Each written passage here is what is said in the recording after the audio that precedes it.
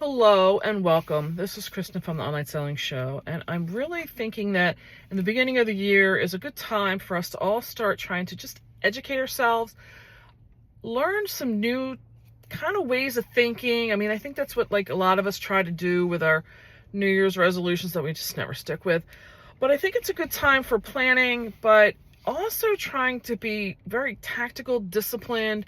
And some of us have probably never really learned what it meant to be in business. I know I never was. I never had any family that had been in business, and things like talking about the velocity, cost of goods, and things like that just were not regularly discussed. And I wanted to bring up a topic today, and I didn't know there was realistically a title or there's such a thing out there, but there's a thing called the fast nickel, slow dime, and I always want to change them around. But there is such a thing about that, and the ideology of that you've probably heard discussed is where it's better to make a smaller profit but be able to keep turning the product over so that you keep making the smaller returns, but if you can sell it very quickly, that money turnover will bring you more money. So I put together an example on a paper pad, and I want to present to you why and how that actually does happen, because I know a lot of us, when we buy stuff and we think something really should sell for 100 and somebody comes in with an offer of 75, we're like, no. And that may be our first inclination, is like we want to get every top dollar out of something. But truthfully, sometimes you do need to make those sales and keep the money turning over. So let's get to this example I have, and then we'll wrap it up at the end. So here I'm talking about slow stam. I'm going to do two examples, and they both start with $100. Let's just say this was $100 they won on a scratch-off lottery ticket. Maybe it's a birthday present, whatever it is. Each one of my examples are going to go out there. They're going to buy 4 items at $25. Again, to keep things simple. We're making the value of this item at $75, and Stan is just determined. He wants to get what the market value is for these items, and that's what his determination is. I don't care if you want to make this a week, a month, a year, whatever it may be, but Stan, let's just say in the sake of in a month, he's been able to sell one item at $75. He's happy. He's made a sale. He got his value for it. So he's able to take that $75 and go out and buy 3 more items at $25 a piece.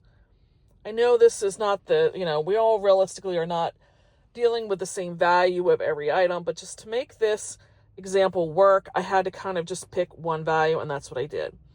So after the end of that 1 month, Stan's going to be able to take he's going to be able to take 3 items, reprice them, and list them at $75, but he's going to carry over those other 3 still.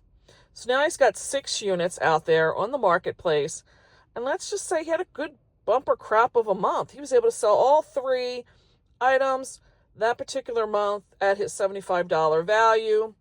He was able to go out and buy 9 items now at $25. So now he's got his 9 items here, and he's still going to bring down carry over the 3 that he had from his initial investment. And let's say he had a really good month that month. He sold 5 of the new 9 that he had. He's going to leave this 3rd month now buying 15 more items. And total, he received $675 in sales. He's looking at this is good. The first month, he made one sale of $75. He was able to bring that up to $225, and then he got $375. So he's looking at this like he is growing his business. Wouldn't disagree with that. But here's the thing. He's got 22 units left to sell. Sounds good, right? So $675 with 22 units to sell. That's the end with the month 3 for Slow Stan. Let's go now to Fast Freddy. He's the same thing. He gets $100 for his birthday, $100 on a scratch-off ticket, whatever it may be. He goes out and gets the same 4 products at $25 a piece with a value of $75.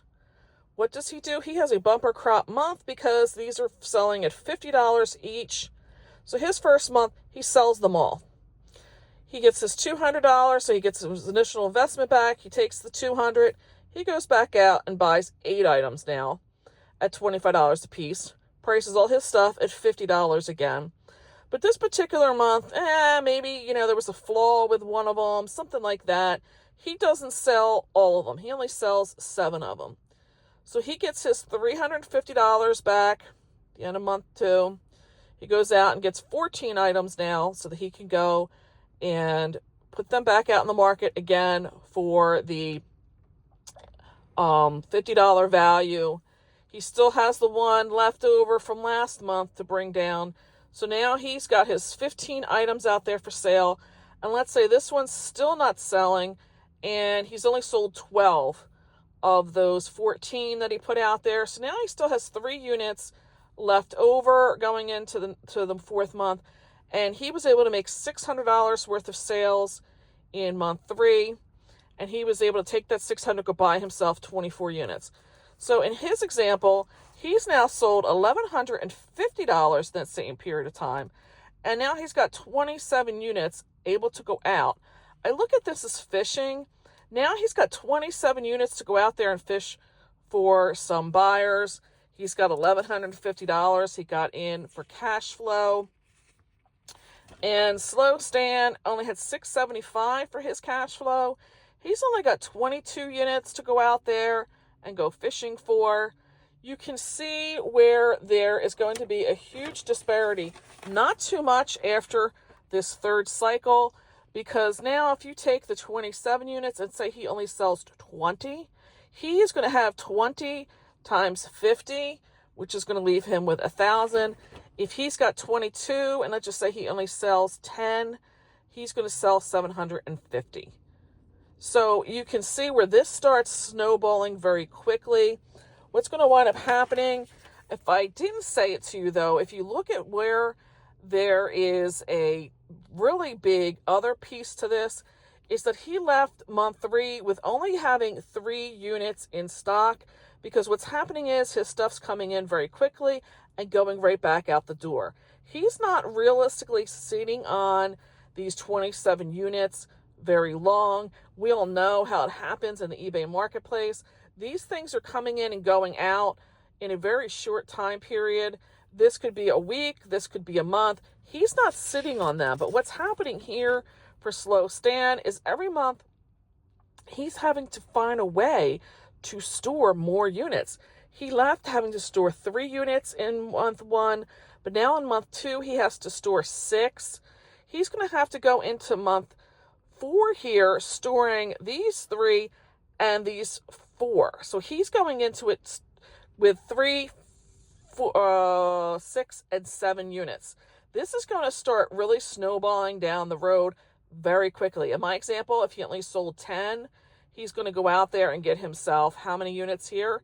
He's going to have himself 22 units. It means he's going to have 12 units to store, plus what he's going to be able to buy with the other one. You can see very, very quickly, if I said here out of the 27 units, he sold 20 of them, he's going to have 7 units to left. This example is where you want to be. This is why you need to watch that you get yourself in a sales cycle where you're selling your units very quickly, because I've learned this lesson in my wholesale business, that trying to store product has a cost, not just in the lost revenue, but how much you're going to have to find yourself with storage for these goods. This is one of the reasons why I'm setting myself up that I want to be in a 3-month sales cycle, because it really seems like after the 3rd month, the disparity of where you can go and what you can do with not having that money freed up is really going to be impactful for yourself and your business. I hope that example was giving you something to really visually see. Stop the video if you need to look at that spreadsheet. I know there's a lot of variables in there that could be changed around. Like I said, we're not all being able to go and source the same identical cost of products and stuff like that. But I think realistically, the picture is still there, because maybe you're not buying it for 25, you're buying one for 30, you're buying one for 10. I think you can come up with a realistic idea in your own business what the overall cost of goods are. If you don't, you should be going out there and looking at what your overall cost of goods are. I just did my end of the year wrap up with what my cost of goods, or actually my 10 bestseller, my 10 worst sellers were. And there was a lot of items in that top 10 that I paid up for. But there's been a lot of items as well that fall in the middle of it and everything else, that if you looked at my average cost of goods, that's where my average cost of goods is 20. That's what I need to use as my average in these examples. You probably should be coming up with an idea in your head overall that if you're pricing something at, let's say, 30, you may want to just come up with an average in your mind. I'm not accepting less than, I don't know, 30% of it or something to that degree. Come up with something so that you have a rule to follow and you don't get yourself so emotionally wrapped up with a specific item. I'm going to tell you, there's a lot of things that I've sourced that if push came to shove, I would rather just keep for myself. But I knew I can't keep everything. And I knew that this business is going to be there for a cash flow. And I can't get emotionally tied to stuff. Even though I love this stuff, it's my passion, I have to keep making the sales. And the one thing in life I have found is that, like, when something goes, something great comes behind it. So for me, the more I can keep things flowing and turning over, I enjoy having those few moments where I've owned it. But truthfully, it's getting to a point where I'm almost like, I'm forgetting like what these items were, because there's just so much switching and turning around that it doesn't bother me now for some of the items to have it just flow through. And I hope this gives you a good example why they talk about being able to just keep turning your product over. Hopefully it gives you an idea like why you need to emotionally unattach yourself from those items.